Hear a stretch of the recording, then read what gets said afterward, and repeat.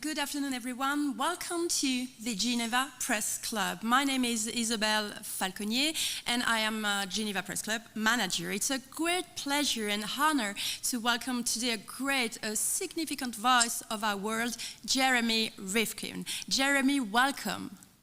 Nice to be with you today. Jeremy, thank you for joining us today from your Washington, D.C. office. You're joining us today to present your new book, which is also your new fight, your new crusade, Planet Aqua. Jeremy Rifkin, you are one of the most inspiring, influential, and popular thinkers of our time.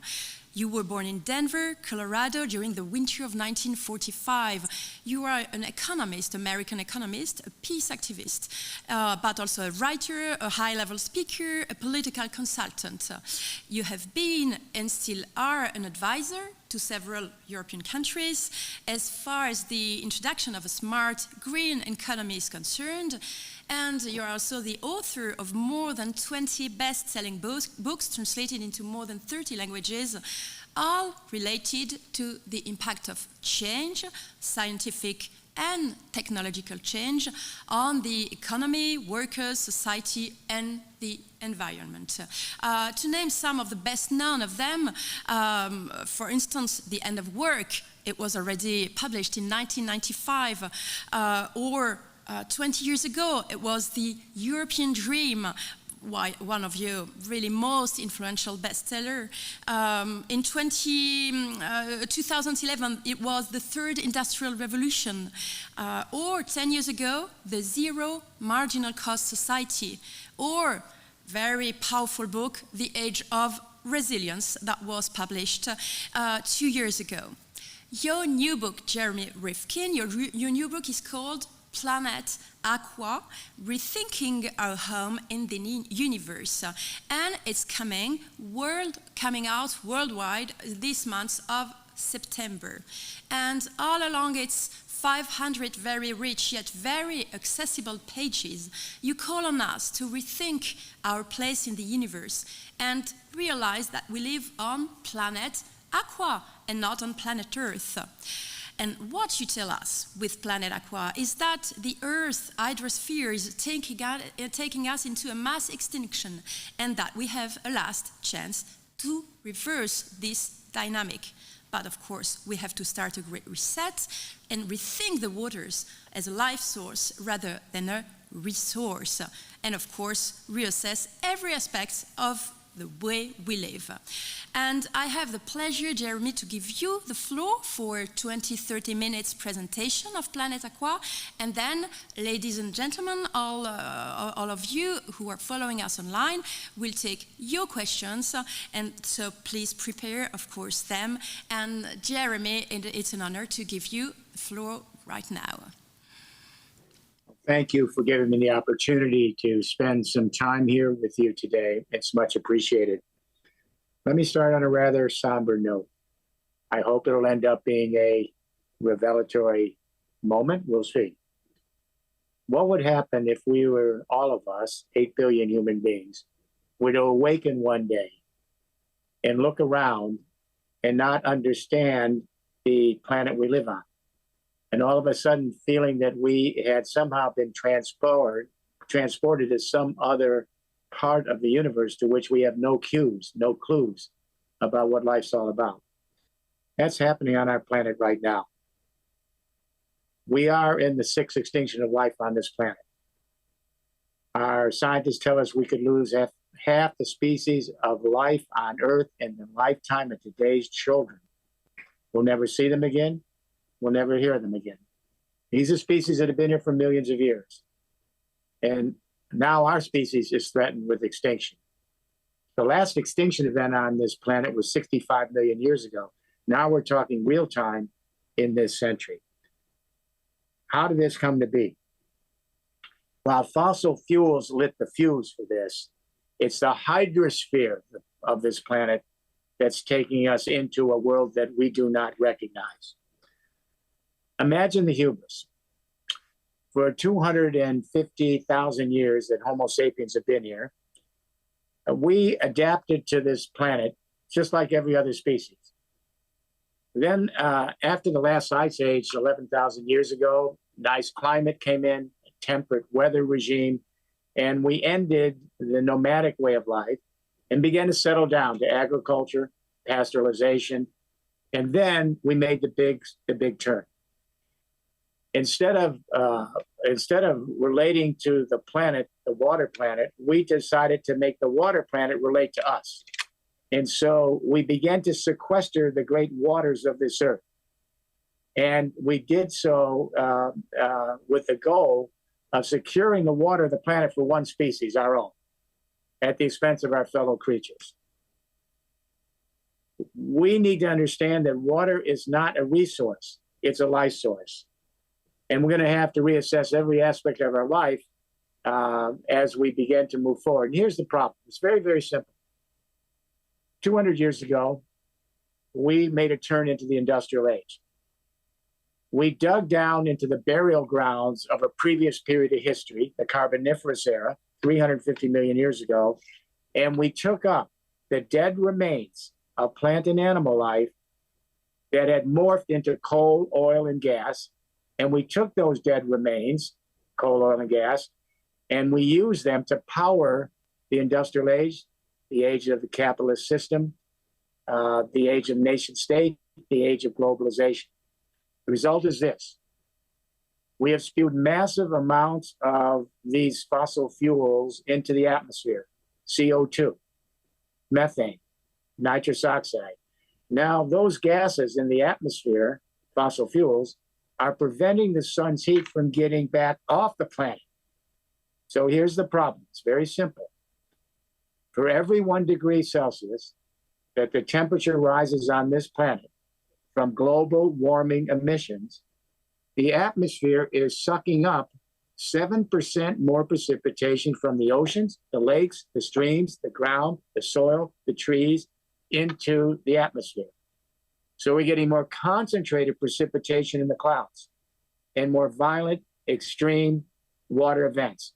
In the winter, we have something called the atmospheric rivers, these massive rivers in the atmosphere that are spewing untold snows in regions that have never had snow. In the spring, we're getting flooding all over the world, and in the summer. Right now, all of Eastern and Central Europe is flooded out today. In the late summer, we're getting the wildfires, the heat waves, every continent. We have fires burning in California this morning as I speak to you. We have heat waves all over the world right now this morning, 110, 115, 120 degrees Fahrenheit. We can't live there. People are dying. In the fall, we get the hurricanes. We have several hurricanes that have hit the eastern coast in the last 2 weeks. What's happening is this. Our hydrosphere is rewilding in the throes of a global warming planet and an industrial age of life. And it's changing every aspect of the way we live on this planet. How did our species go wrong? It began about 6,000 years ago in what's known as Mesopotamia, modern day Turkey, Iraq, Iran, etc. And about 6,000 years ago, we decided to take the water planet, hydrosphere, and actually use that for our own utilitarian purposes with the build out of what we call urban hydraulic civilizations. And then it was followed from Mesopotamia into the Indus Valley of India, the Yellow River of China, the Yangtze River of China, ancient Rome, and then the Kumar Empire in Southeast Asia, later in Mexico and Mesoamerica with the Mayan civilization, the Inca civilization in South America, etc. The high water mark of urban hydraulic civilization came in the 21st century. This is an ancient history, where we put in these massive super hydropower dams all over the world and artificial reservoirs and piping systems to sequester the whole planet to one species. And now we're paying the price. So what does this mean for where we go? By 2050, according to all the studies, 61% of the hydropower electric dams on this planet will be in river basins, quote, very high or extreme risk of droughts, floods, and both. It's happening right now in real time. It's a wake-up call. And here's the problem. We don't have a playbook for this. We're asleep or we're frightened to death and no one knows what to do. And the reason is we're using the same set of assumptions, the same premises, the same narrative, the same storyline, the same worldview that gave rise to the age of progress, the industrial age, the capitalist/socialist systems of the world. We're using that same playbook to try to address this crisis that we created with that playbook. And of course, at the bottom line, fossil fuels. So we need to rethink our playbook. We need a whole new way of understanding the planet we live in. We have to rethink our approach to nature. We have to throw out our approach to science and technology and create a completely different framework for how we develop science and technology. We have to rethink how we educate our children. We have to change our relationship to our economic life and our forms of governance. This is a big agenda. But we don't have any alternative because the existing agenda, the existing playbook has taken us to this crisis. And so instead of being paralyzed, we have to be motivated. So where do we go from here? We need to understand the great economic paradigm shifts in history. They will tell us where we need to go and what the roadmap's going to be. Back in 2001, Romano Prodi, then president of the European, instead of being paralyzed, back in 2001, Romano Prodi, president of the European Commission, formerly Prime Minister of Italy, asked me to come to Europe. I'd been working here in the States for 20 years on these issues. Said, come to Europe for the next 20 years. We will lead the world into this new era, if you will. I took him up on this. And the first question we raised in Europe with the leadership is we said, let's take an anthropological look at the past history of our species. Maybe that's going to give us some clues. And here's what we found. It's fascinating. When we look at all the great paradigm shifts in human history, every single one of them had the same common denominator. That at a moment of time across an entire area of continents, several new technologies emerged and converged to create new infrastructures that fundamentally changed the way we manage our day-to-day life. And what are these four changes that happen in technologies? Number one, new communication revolutions. Number two, new energy regimes. Number three, new approaches to mobility and logistics.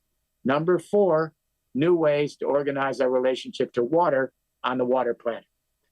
When these four technologies emerge over history, they change our temporal spatial orientation, how we govern ourselves, our economic life, our approach to science and technology, everything.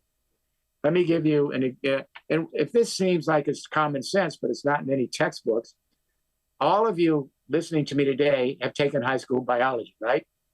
What do we learn in biology? Every cell, every living organism has to have one, a means to communicate. Two, some source of energy thermodynamically to survive and flourish. Number three, some mobility or motility. Even plants have to have movement to manage their existence. And number four, new ways to relate to water. So that's what every organism needs. And our infrastructures are giant social organisms that allow large numbers of people to come together collectively to manage their day-to-day life. Let me give you two quick examples. First industrial revolution, 19th century. Second industrial revolution, 20th century. So the Brits take us into the first industrial revolution. The communication revolution, steam power printing, no more manual print presses. Then they lay out a telegraph system in the last half of that century, instant communication across the British Isles. The new energy regime, they went down in the bowels of the earth and took up coal and later oil and gas, but coal as the new energy because they depleted the forest, so they ran out of that energy. The new mobility and logistics revolution, railroads, locomotives, instant transport at 60 miles an hour. The new water regime, the Brits became the first modern society since the fall of ancient Rome to put in modern sewer systems and new water and piping systems, etc., for purification of water. This change in technology took us from regional to national markets, urban life, and shareholding corporations, nation-state governments. Second industrial revolution, 20th century, communication revolution, the telephone, instant communication across the continent. The energy revolution, we went from coal to oil as our primary energy. The new mobility revolution, Henry Ford put everybody in the automobile. Then internal combustion transport for inland water, ocean and air traffic. The water revolution, the great hydroelectric power dams, beginning with the Hoover Dam in America and ending with the Three Gorges Dam in China. And all of that change changed us from urban to suburban life, globalization, global governing institutions like the World Bank, UN, OECD, IMF. That second industrial revolution collapsed in 2008. Oil hit 148 a barrel that July of that year, and the entire economy shut down. And we're now in a death knell as fossil fuels are moving toward the exit and the new energies are coming in. So now we're on the cusp of a third industrial revolution. And in this cusp, again, it's the hydrosphere that's rewilding and determining the game. Where we will live, how we will live, where we will survive, how we will survive. So here's the third industrial revolution that we developed with the leadership of the European Union. And then I've worked for the last 15 years also with the leadership of the People's Republic of China. And in the last 4 years with Senate Majority Leader Charles Schumer in the US on the US infrastructure plan. So what I'm about to tell you is the regions we are working with are moving toward this new regime to deal with how we address water on this water planet. But let me stop for a moment and suggest this. This big turnaround started back in 1972, realizing that we don't live on a land planet, we live on a water planet. So let me put this in framework here. The Apollo astronauts were heading to the moon that year. One of the astronauts took a little home camera and shot a photo of the planet Earth from near the moon. It changed our entire conception of where we live. We always thought we lived on a land planet. And we would see photos from outer space of our planet as verdant and green. What the Apollo spacecraft saw was blue and beautiful shades of blue. And that's when the scientific community began to realize we don't live on a land planet. We live on a water planet. And there's a veneer of green land, but it's the oceans and the waters of the world that animate all of life. They determine every aspect of life. The hydrosphere determines the lithosphere, the soil, the plants, the animals. It all depends on water. The hydrosphere determines the atmosphere. The phytoplankton in the oceans is the oxygen for the atmosphere. The waters determine the biosphere, which is how life evolves together on the planet. So now we're in this third industrial revolution, which we've developed with the European Union, People's Republic of China, and now the Build Back Better plan here in the US. The communication revolution is the internet. We got 4.5 billion people connected with a little computer in their cell phone in their hand. And that little cell phone, that computer, has more computing power than sent our astronauts to the moon. That's 4.5 billion people with distributed communication power. That's the communication revolution. The energy revolution, solar and wind. Solar and wind are now by far the cheapest energies in the world. They have been so since 2019. Much cheaper than nuclear power, out of the game. Much cheaper than coal, oil, and gas. Much cheaper. They're moving toward an exit out of the game. Solar and wind are the fastest growing energies, and the fixed cost has plummeted from $72 for 1 watt to 43 cents 30, 40 years later. And the marginal cost of solar and wind are near zero. The sun and the wind don't send a bill. Coal, oil, gas send a big bill, and uranium, and require huge military investments to secure them. And we fight many wars over the last 200 years for fossil fuels. So the communication revolution, the internet, everyone's got a cell phone. The energy revolution, solar and wind, it's all distributed, just like the cell phones. Everyone's going to be producing sun and wind. We already have millions of people doing it. The mobility revolution is electric and fuel cell transport, electric and hydrogen fuel cell transport. And they're using solar and wind from the energy internet to move this transportation, this mobility. And there'll be increasingly autonomous transport. Already there are autonomous taxis in San Francisco. It's happening. There'll be more autonomous transport on the oceans, maybe even in the air corridors. And again, this is distributed. And so the water revolution, and here's where it gets really interesting, which decides the whole fate of everything else. Here's what's happening with the water revolution. Our water systems are collapsing all over the world. Many reasons for this. The groundwater under the ground has now been taken up because we're running out of water when we need it. And so the soil is collapsing, and the whole infrastructure under the soil, from the buildings to the pipelines, it's all being destroyed. So we have an entire infrastructure on this planet that is a stranded asset in real time, So where do we go from here, knowing this? This communication revolution, this energy revolution, this mobility revolution requires a water revolution. We are not running out of water. So people hear about floods, then they see droughts. Then there's floods and then droughts. Which is it? It's both. We're not running out of water. The amount of water on this planet, those molecules have been here for billions of years. They don't leak. What's happening is the water is changing when it comes down and how much at a time and when it's not coming down. So the water revolution will also be distributed, just like our cell phones. Everyone has them, hundreds of millions of people, pretty soon everybody. I said billions of people, excuse me, already. And just like we have solar and wind, there'll be millions and millions of players. And just as we have electric vehicles now, using solar and wind from the energy internet, and if you have an electric vehicle, you can send power back to the grid. Now, with water, the first major study has been put together by a federal energy department of the US government. Water microgrids are here.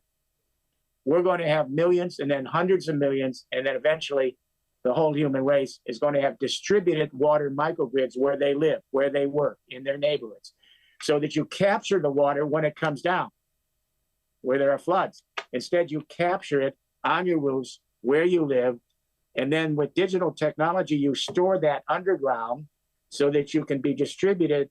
And so when there's droughts, you can then move that water over neighborhoods and communities locally and distribute it.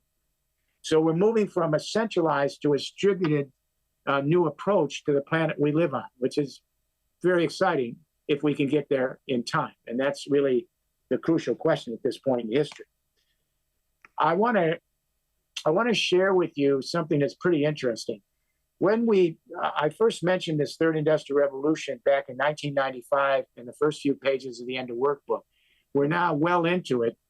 And what we didn't see in Europe and China, and more recently in America, as our global team of industries and companies began introducing this, we did not see that the infrastructure itself was evolving in new ways that we had not anticipated. So I want to show you this list put together by our TR consulting group that's done regions all over the world. Here's what we discovered, the infrastructure actually creating new opportunities that change our entire economic paradigm. Very important. So number one, we are making a shift from capitalism to hydroism. We've long believed that capital is in intellectual property, machines, what you own. No, that's not primary capital. Primary capital is the water and photosynthesis and net primary production that creates the wealth that we use on this planet. Without photosynthesis and net primary production, there is no life. And so what we think of capital is purely derivative. A younger generation that's grown up in this new world that's emerging is pivoting from growth to flourishing. There's no such thing as growth in nature. It doesn't exist. Either nature flourishes or it doesn't. And if it flourishes, it means that it has a wide diversity and redundancy within the system. We are moving from productivity to regenerativity. There is no such thing as productivity in nature. It doesn't exist. Either nature is regenerative or it is not. We are moving from GDP, which is a bizarre way to organize what wealth's about, to quality of life indicators. We are moving from hyper-consumption to eco-stewardship, the new infrastructure in which hundreds of millions and soon billions of people will be doing their own communication, their own approach to energy with solar and wind, their own approach to water with micro water grids, their own approach to mobility and logistics with EVs, et cetera. We are moving from negative externalities to circularity. We're moving from seller-buyer markets to provider-user networks. That's already beginning across the world. We're moving from vertical integration to distributed and lateral economies of scale. We're moving from intellectual property rights to open source sharing of knowledge. It's quicker and you get the effect of the being in the network. We're moving from geopolitics, it's dying, it's fine, it's fighting all over the world. We're moving to biosphere politics. We're beginning to extend government from nation states to bioregional governments. Let me explain that for a moment. We're not giving up nation states, but Switzerland has the right idea with the way it's organized. It's all organized in terms of its bioregions and ecosystems. It could teach the world, actually.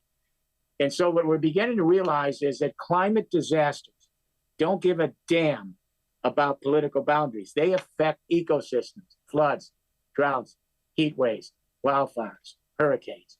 So what's happening is bioregional governances are emerging as an extension of national sovereignty to cross political boundaries and even national boundaries and international boundaries.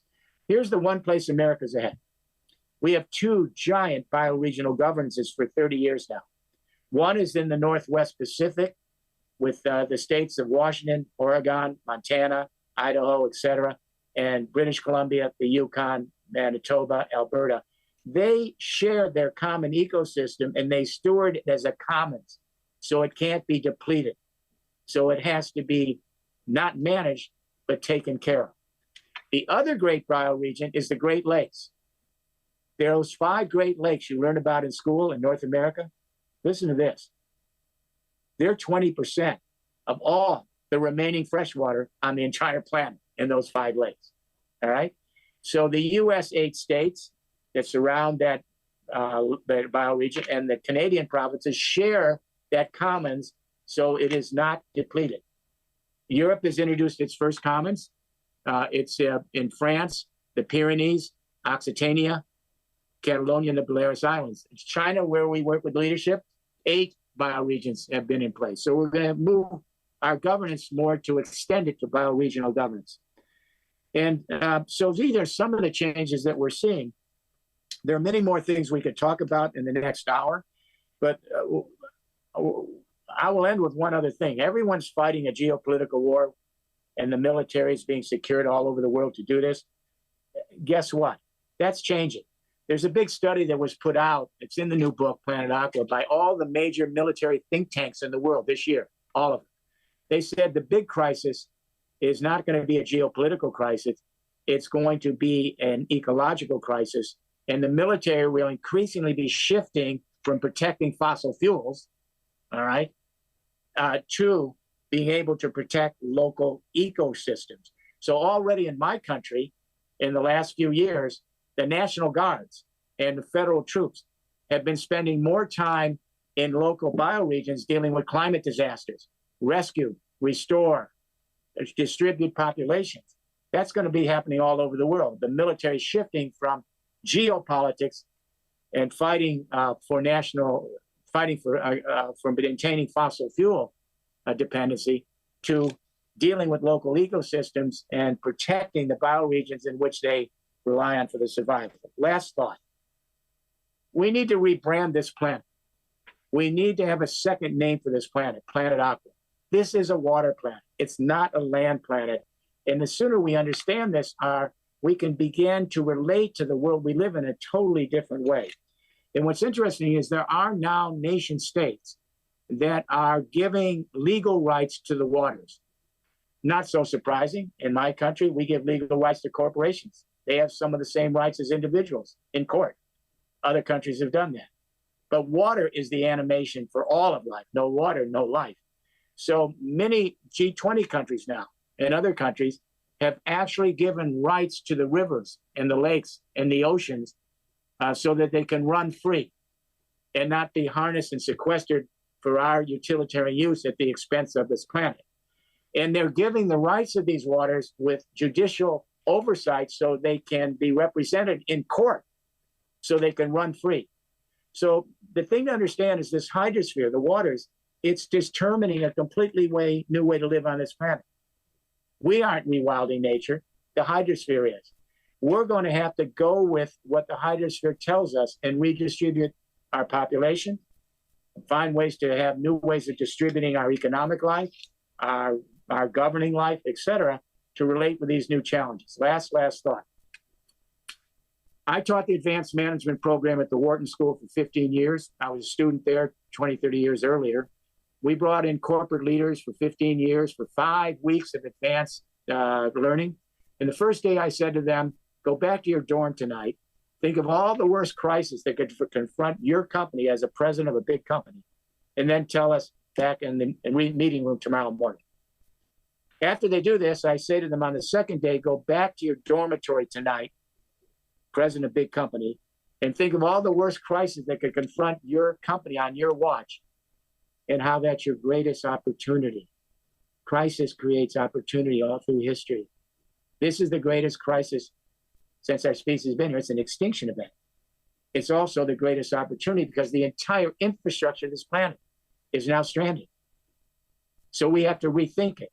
And what I've said in Planet Aqua is we've laid out all of the different aspects of scaling this. Now we have to get the job done.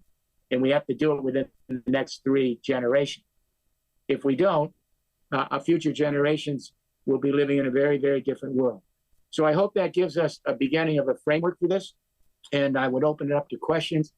And I would just say, I'm guardedly hopeful, but I'm not naive after 50 years on this issue. This is an existential event. And we have the ability to deal with this and address it and live in new ways. But it'll be up to what we do through our governance, our economy, our educational system, et cetera. So thank you for giving me the time to give you some opening remarks. Thank you so much, Jeremy Rifkin. That is the core of the message of your new book, Planet Aqua, which I remind is coming out this September in more than 30 countries, including Switzerland. The French translation is coming out in just 2 days, and it's published by the éditions Buchet Chastel. So now we'll take questions of the Zoomers, of our participants. Please raise your hand or please write us your question. But please, Jeremy Rifkin, first let us know, are you hopeful? I can feel in your voice, of course, a crisis is an opportunity. But is it too late? How big is your hope? How hopeful are you that we can survive this water crisis, which is such a huge, of course, challenge for who we are living on the planet Earth or Aqua? Well, I'm going to share a very powerful message that I would like all of you folks listening and watching in to share with your families and your businesses and your communities. The Smithsonian Institution, which is the great anthropology museums in Washington, D.C. Many of you have visited the Smithsonian museums.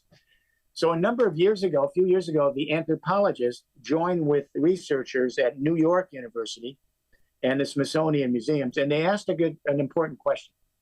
How did our little species survive over all this time in history? This tiny little creature with 2 legs, upright, how did we survive and travel across the world? The old story was 10,000 years ago, the last ice age receded, nice temperate climate came in, no more nomadic life, settled down to agriculture, then all the way to the industrial age. Well, guess what? They had a big shock. When they looked back at the geological record, they found something quite different. And this will be hopeful to everyone and pass on. hominids, our ancestors, emerged 800,000 years ago. Then Neanderthals emerged 350,000 years ago. Then Homo sapiens emerged 250,000 years ago, and we still have a lot of Neanderthal blood in our DNA. And what happened is that when hominids developed, a big change happened on this planet in the geological record. 800,000 years ago is when hominids emerged. Our planet sometimes tilts over long periods of history closer to the sun. Sometimes it tilts further away from the sun. 800,000 years ago, it tilted closer to the sun, and that changed everything. And it unleashed a series of changes of 100,000 ice age years, 10,000 years global warming years. 100,000 years ice age, 10,000 years global warming. 100,000 years ice age, 10,000 years global warming. This has gone on for 800,000 years and kind of ended with the last ice age, 11,000 years ago. And now with the heating up of the planet, we are in big trouble. So the researchers asked, how did we survive? This little creature. And what they found is this. We survived because we are probably the most adaptive mammalian species for sure on the planet. Why? Big brain, large neocortex, language, which allowed us to share information that we learned over all the time we're on the planet.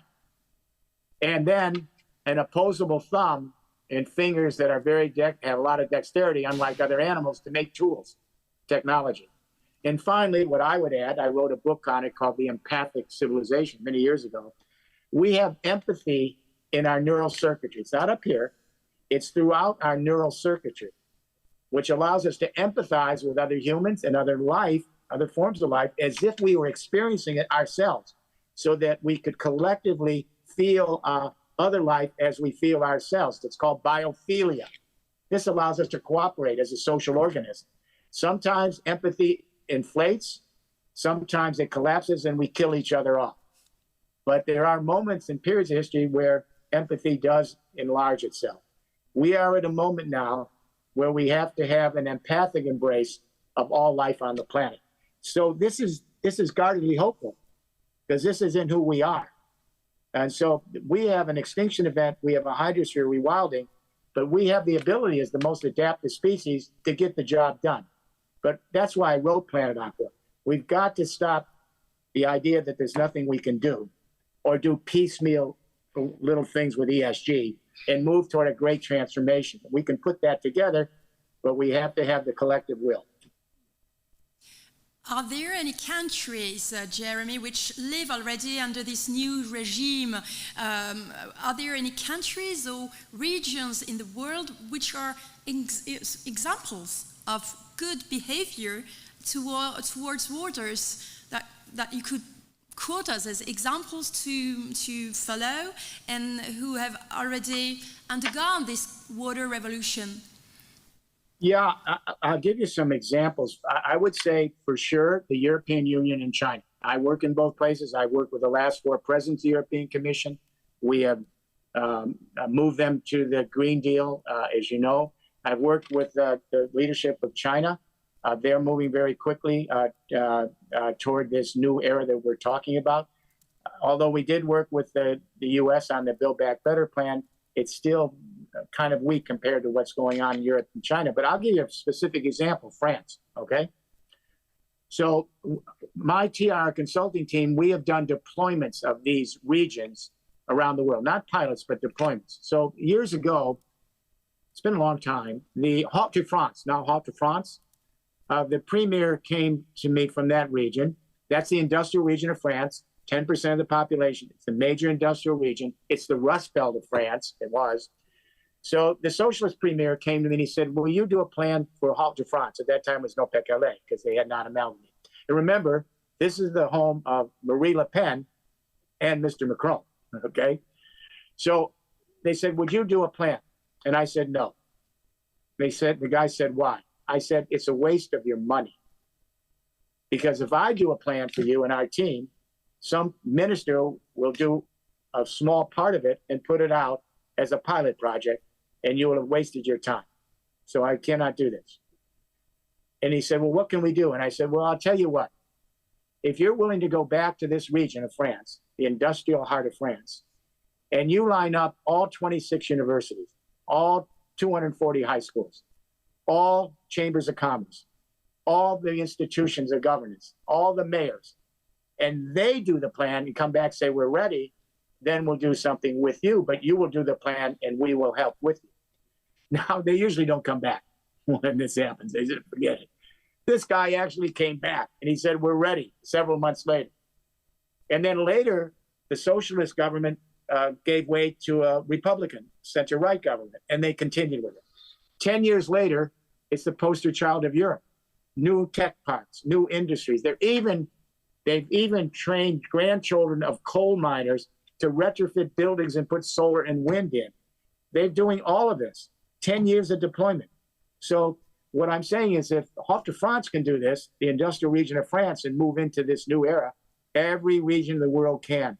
It takes political will. It takes community engagement. It takes the willingness not to just sit around and lament, but start the work of monitoring and evolving along with your local ecosystems. Thanks. Please don't be shy online and ask, write down or raise your hand for any questions to Jeremy Rifkin about Planet Aqua. Jeremy, I'll read you a question, Jeremy. Hello, Mr. Rifkin. It's from Medium, Virginie Lank, journalist. Hello, Mr. Rifkin. Thanks for joining us in Geneva. Switzerland produces more than half of its energy thanks to its dams. In your opinion of water rewilding, should this system be rethought? Virginie Lank is from Tribune de Genève. And he's saying half of the is developed by which technology? I missed that. Half of Switzerland has energy thanks to its dams. Water dams. So, what should Switzerland do? For hydropower, yeah. Well, that's an important and crucial question.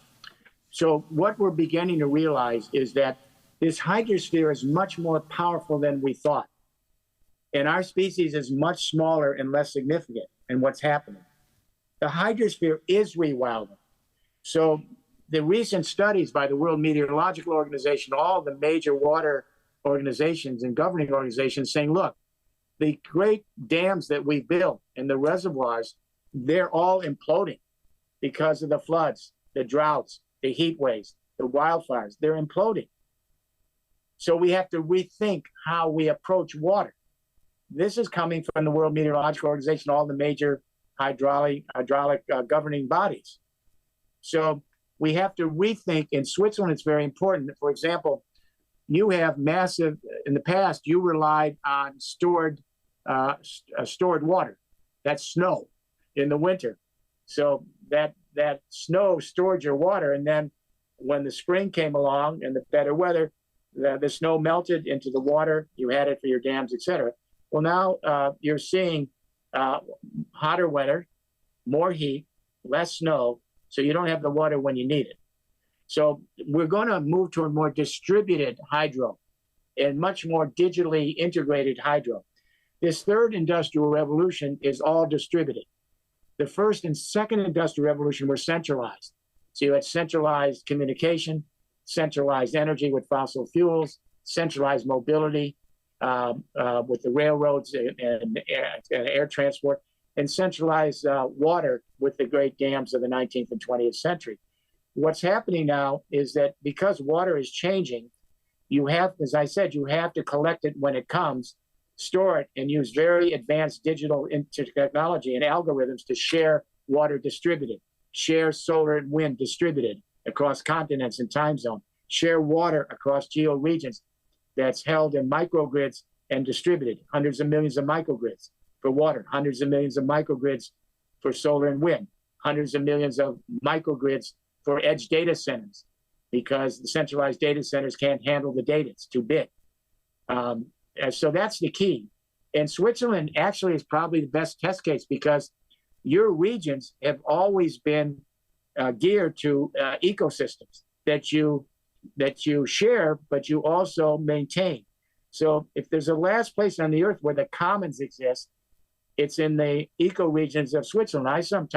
My wife and I love to visit Switzerland. You go into the mountains and you see that they've been able to, with the local regional governments, bioregional governments, share them as open commons, So Switzerland can teach Europe and the world how to do this, because you've been in commons governance in some of these regions across Switzerland for a long, long time. Thank you. Jeremy, you point to us in your book that we are now so far of nature, so estranged. As you mentioned in your book, the average American spends 92% of his day inside a building and more than 7 hours in front of a screen. And of course, this does not only concerns American people. So natural world has become the estranged world, the other world, as you say, and we are no more part of nature. So how can we rebuild the link between humanity, human people, and nature and water? Thank you for asking that. It's probably the most important question. Well, right now, I'm in my office in Bethesda, Maryland, which is the NIH corridor, National Institute of Health corridor. It's the tech corridor for Washington. And 2.5, 3 blocks from my office window here is the National Institutes of Health, the greatest scientific body in the world, all our great scientists.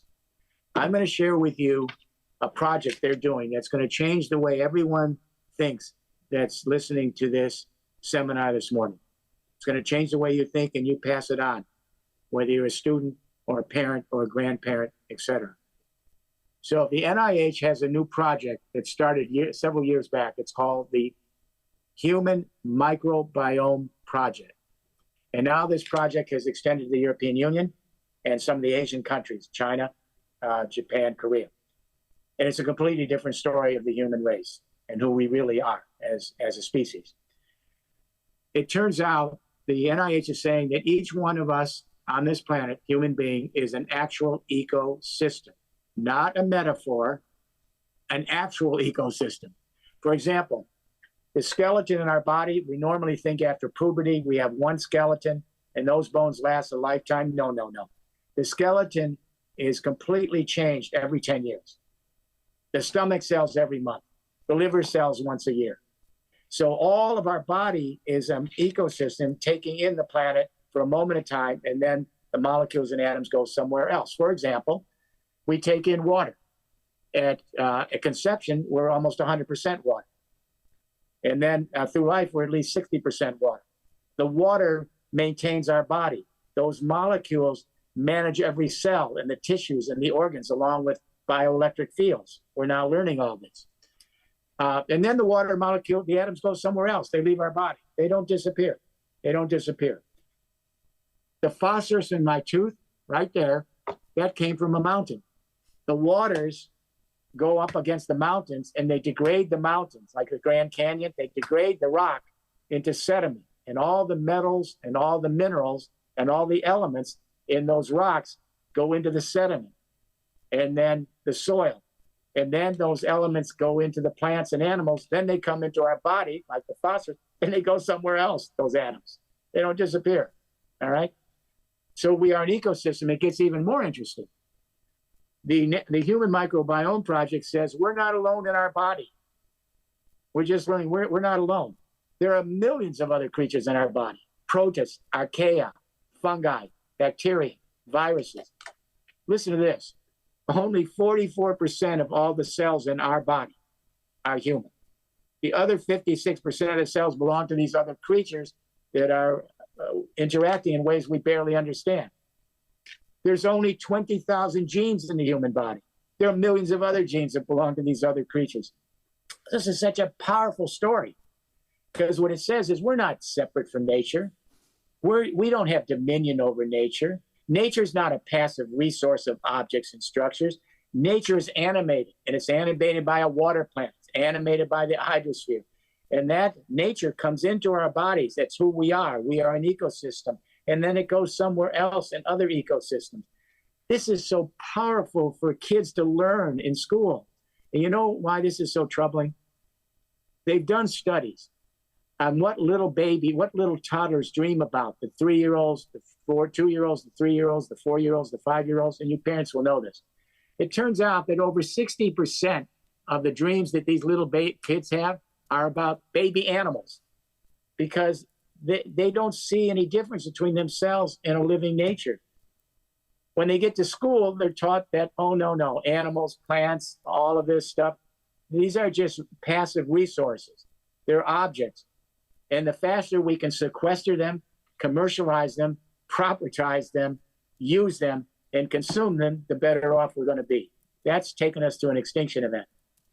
So we need to understand that we are nature. And of course, the Asian religions have a step up on us. If you look at Shintoism and Buddhism and Hinduism and Confucianism, in the East, they've always believed that humans are simply nature. Now, have they strayed those regions in the 20th century? Sure, but it's in the cultural DNA. On the other hand, it's Europe that created ecology in the 19th century, European scientists. It's America that created the great parks, national parks, to preserve wildlife in the early 20th century. It's America where the environmental movement and Earth Day emerged in 1970. It's Europe where the Green parties emerged in the 1980s. So East and West needs to come together and realize we live in a hydrosphere, a water planet that's alive in the universe. That's the key. So these are very hopeful anecdotes that I'm sharing with you that are in Planet Aqua in the book. And nothing in this book is a theory. Every single thing in this book is something that's actually happening, and some of it is scaling and some of it is not scaling yet. So, and it can be read by a high school senior, but it's a completely different worldview, a different narrative, a different understanding of the planet we live in terms of our economic life, our social life, our scientific and technical life. So the good news here is that there's a lot of movement in terms of changing our worldview, but it now has to scale really, really quickly. And Switzerland, France are good models for this in some instances. Thank you. This book is going to be read.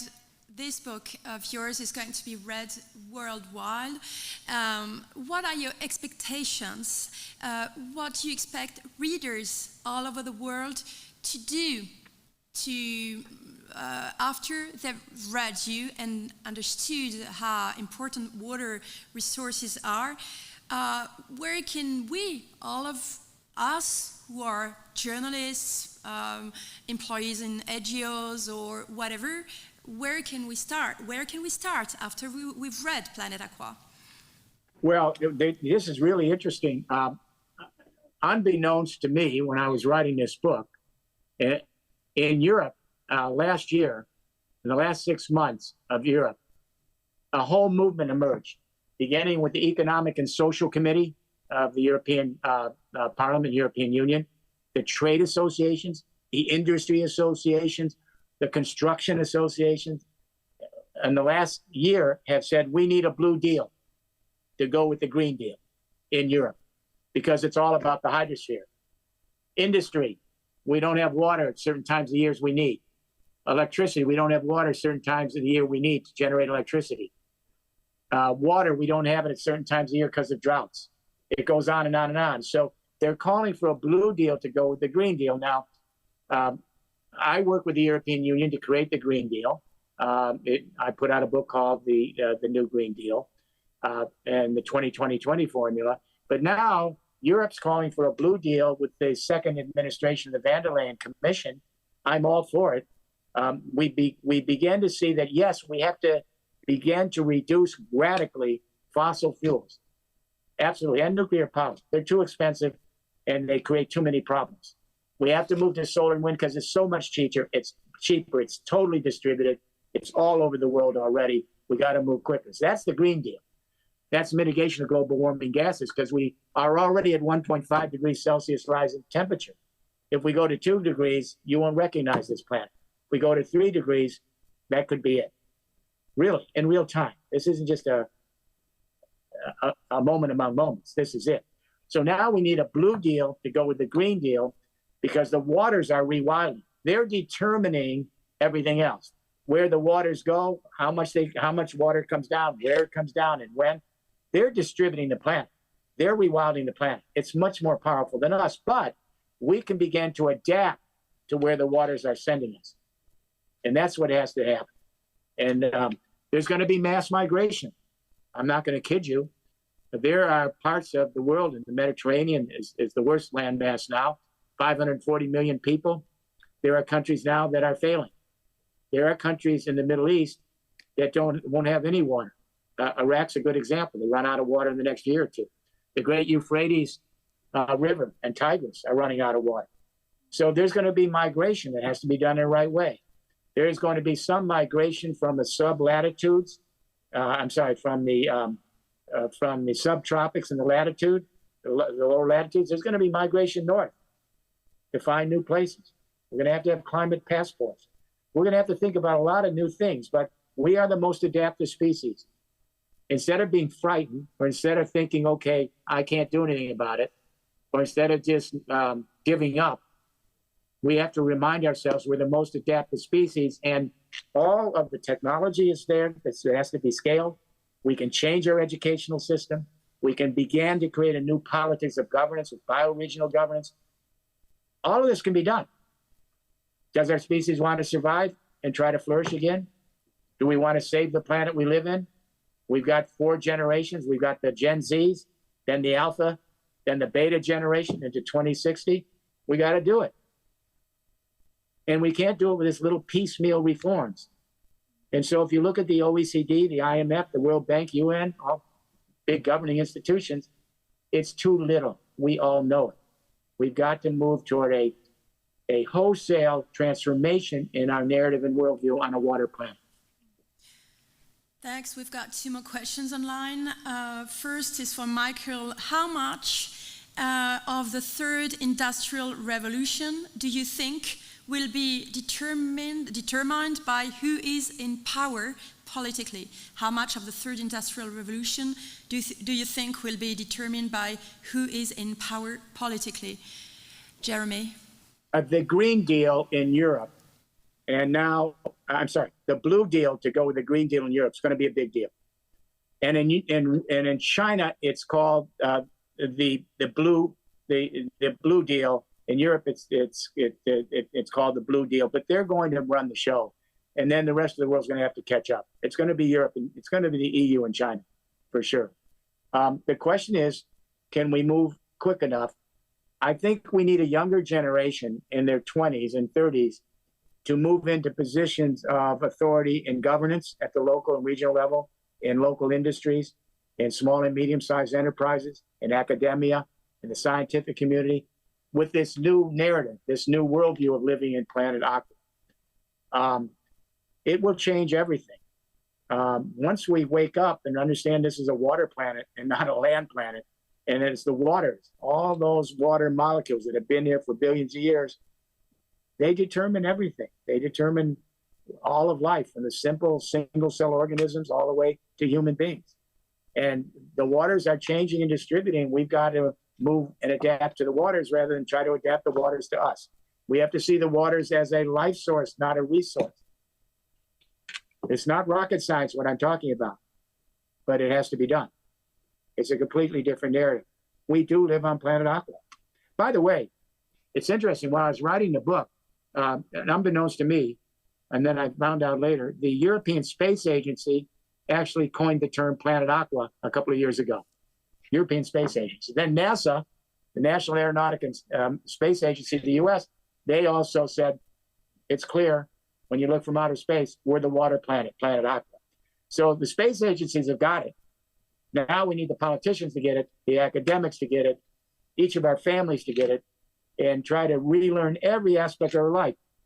In the book is ontological, it's philosophical, it's anthropological, it's economic, it's scientific, it's technical. I try to go through all the disciplines and say, this is where we have to go. And any reasonable person with a high school education can understand this.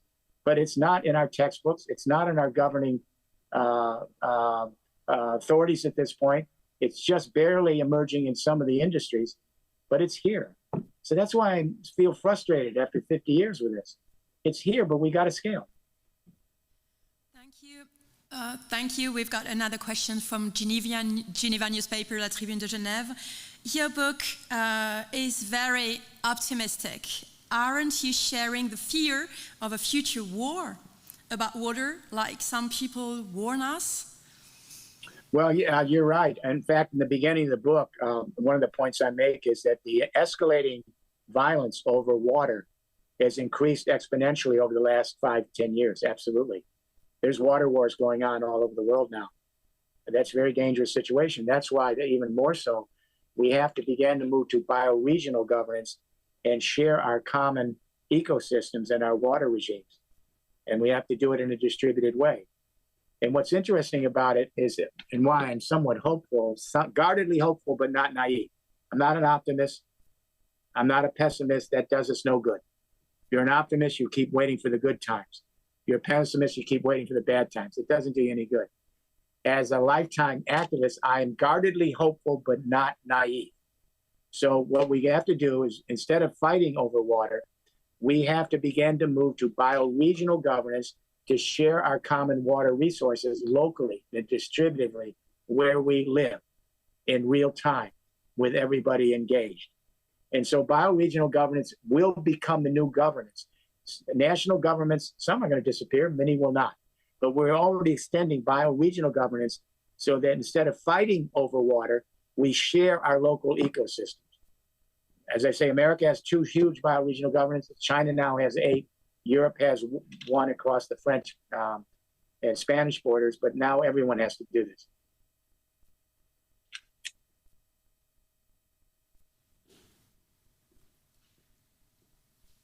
Thank you for this answer, Jeremy. The big discussion now is AI. Is artificial intelligence going to be a help? Or, on the contrary, is it destroying our resources and water resources more and more? Well, I'm glad you asked this one, actually. So what's happening with AI is there's a complete misunderstanding by Palo Alto and the high-tech AI people of what AI is going to be used for. All right? So here's the situation. We are creating a brain and a nervous system for the planet, but we don't talk about it. The brain is GPS, Galileo, the Chinese, the Russians all have these satellites that are a brain surrounding the planet. The nervous system is billions and billions of IoTs, sensors, Internet of Things. There's sensors in our eco-regions that are monitoring wildlife. There's sensors in our agricultural fields monitoring the soil. There's sensors in factories and smart homes and smart roads. So we're creating this massive brain, the satellites and Internet of Things sensors across the planet to monitor day-to-day life. The problem is we have too much data. We have too much data. And centralized data centers are not going to be here as we know them in 30 or 40 years from now. They're just not going to be. And here's why. There is so much data emerging that centralized remote data centers are too slow. It's called the latency factor. Latency. If your autonomous vehicle is about to crash and you send that data back to a remote big data center, it's too slow. The crash happens. What's happening? Distributed data centers. They're called edge data centers. There's tons of them now. There's going to be billions of them. All right? Just like we have distributed solar and wind. Everyone can generate. Sun and the wind is free. No company or government could control the sun and the wind. We have a distributed water now with micro water grids emerging. So everybody will be the infrastructure. We have distributed auto traffic because if you have an electric vehicle, you can send power back to the grid. Now edge data centers are emerging, so you will have an advantage to small and medium-sized enterprises distributed with Internet of Things technology that can steward their communication, energy, mobility, logistics, water, and built environment and businesses regionally. So everyone's the infrastructure. The first and second industrial revolutions were designed to be engineered centrally because of fossil fuels is centralized. Requires huge military investments and commercial investments to secure those deposits. And a lot of wars have been fought. I don't have to remind you, we fought wars over fossil fuels. When France invaded the Ruhr Valley and took the coal, it was just inevitable that Germany would go into France. And then when the US and the Brits stopped oil shipments to Japan in July of 41, 5 months later, Japan bombed Pearl Harbor. So we fought a lot of wars and people died on fossil fuels. The sun and the wind, there's got no wars. It's all distributed. So it's true that the first generation of these giant AI companies, Dell, Microsoft, Google, Facebook, et cetera, were centralized, right? Because the first and second industrial revolution was centralized because fossil fuels are centralized and all the industries that rely on that are centralized. And so you end up 200 years later with 500 global companies. Many of the presidents of those companies I have taught at Wharton's Advanced Management Program. They're friends. Many of them, some of them in our global group. But those 500 companies, those 500 companies are 1/3 of the GDP of the world. 1/3. They only have 65 million workers out of a workforce of 3.5 billion people. That's amazing. And the top 8 individuals on that pyramid, their combined wealth equals the wealth of 1/2 the human race. The 3 richest individuals on that pyramid in the US combined wealth equals the wealth of 1/2 the human population of the US. The new revolution is distributed. So then what's going to happen to centralized data centers? They're too slow. And the other thing is every chip, you need chips for AI. You need chips.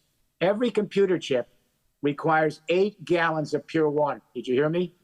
Every computer chip requires 8 gallons of pure water. Last year, 1.3 trillion chips, each one 8 gallons of water. It gets even more interesting. When you're chatting on the chat bots, for every 10, I think it is, or 12 to 30 responses in a few minutes that you're getting from chat, that's 1 bottle of water. We now have millions, pretty soon, hundreds of millions of people. There's not enough water. Are we going to give up AI? No. But a lot of AI, we'll still have some going to these chatbots, but much of the AI will have to go to infrastructure. We need AI to develop the algorithms, if you will, for managing communication with 4.5 billion people with cell phones in their hand. We need AI and algorithms, governance, to then bring that communication internet together with the solar and wind energy internet. Then we need algorithms and AI to manage the 2 internets with a 3rd internet, which is mobility and logistics, using energy from the solar and wind internet and using big data from the communication internet. Then we need those 4 internets to combine with those 3 internets to combine with the 4th internet, water and microgrids, using big data and AI, so that all those infrastructures that are distributed, communication, energy, mobility and logistics, and water, all of them are using big data and they have to use AI. It's the infrastructure that's going to be really crucial for AI. There'll be some AI in the traditional sense that some of these big companies are doing, but you're going to see distributed AI. You're going to see high-tech SMEs, small and medium-sized enterprise, very high-tech, in ecosystems around the world. The big companies that survive and thrive, and I work with many of them, they're in our team, they will be what we call aggregators, working side by side with SMEs in local, not global, distributed networks. None of this is theoretical. We know because our team is the only team that's been doing these regional development plans and working with the EU and China, and to some lesser extent with the US on this. This is where we have to head. But there's too much political stalemate. There's too much geopolitical struggle.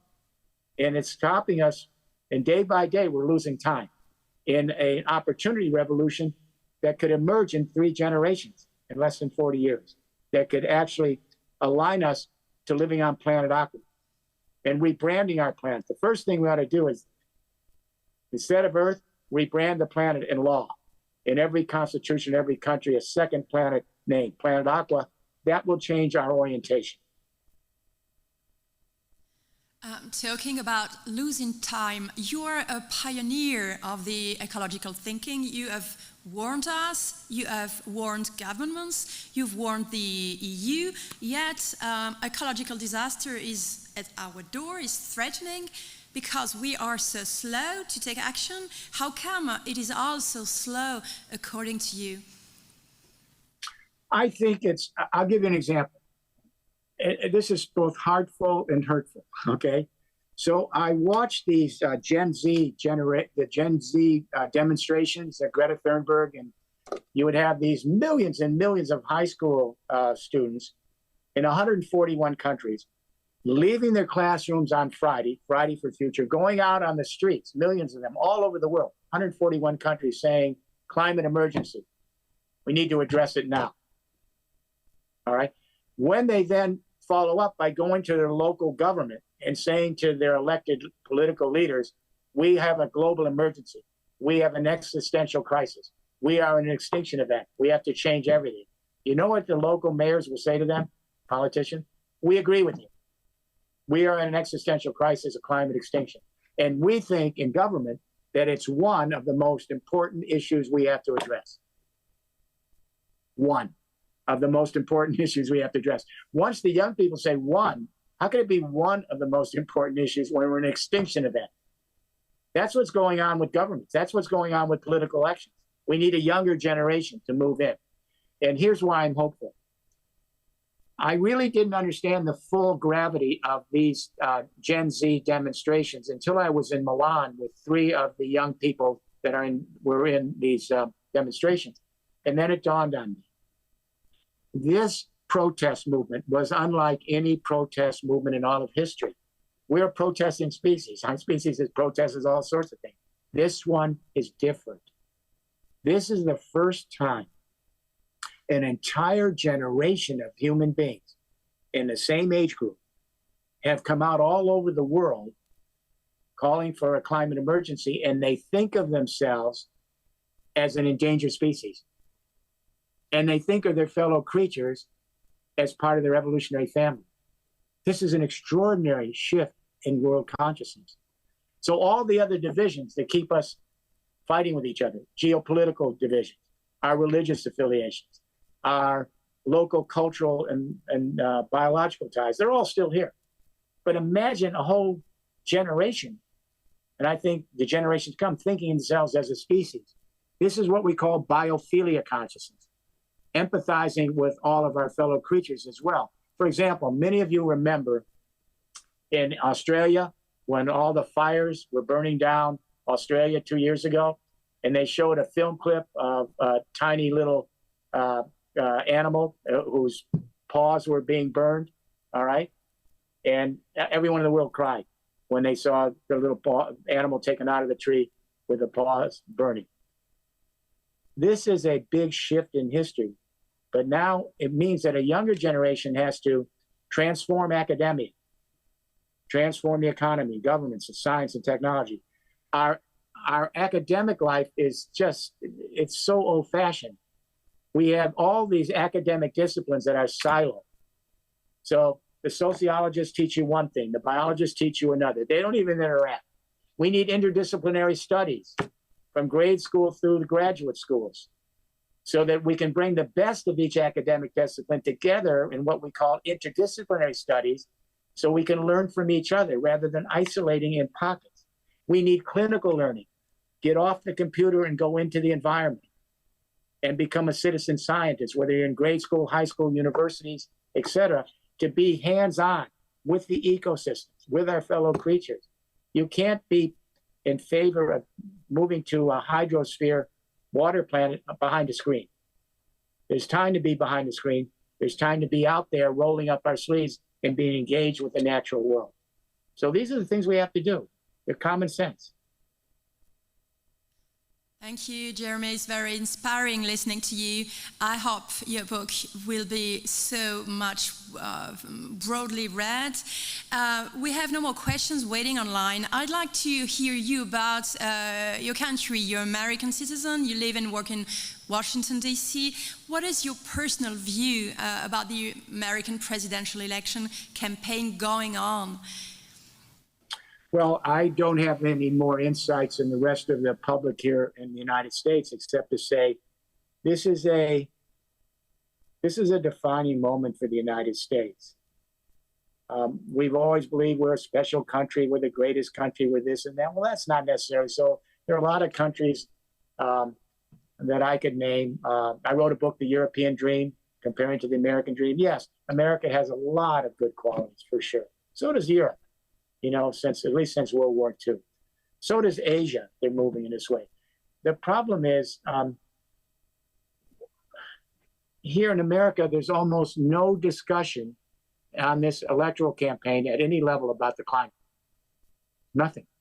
Only maybe half a sentence here and there. Nothing. In Europe, by contrast, there's a huge conversation on the Blue Deal right now. That we live on a water planet. Industries, trade associations, governments, they're talking about it's all about water. Well, we in America, we're experiencing the same thing. We're experiencing the massive snows, the spring floods and summer floods, the droughts, the heat waves, the wildfires right now, this morning. And it's not even on the agenda in the elections.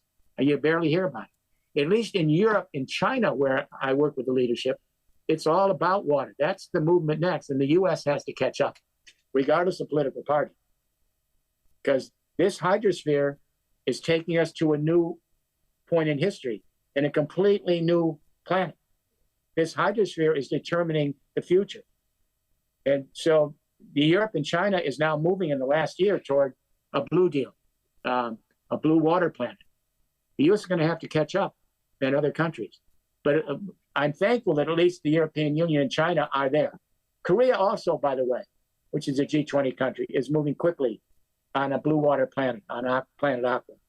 I'm hoping that it'll cross the Pacific and Atlantic into the United States sooner rather than later, because we can play a major role. We're not there right now. Europe and China, Korea, a few other places are there. We have to catch up and become part of the leadership so that we can move into Planet Aqua and a whole new way of organizing our life to adapt to this wonderful blue planet in the universe. You know, I'll leave with this thought. This is a unique experiment. We don't know if life exists anywhere else. There may be some unique things that why did all the chemistry of this planet at some time evolve into the first single cell organism? We don't know. It's a mystery. And maybe it doesn't exist anywhere else in the universe. Maybe this is just a bizarre experiment. But it's so important.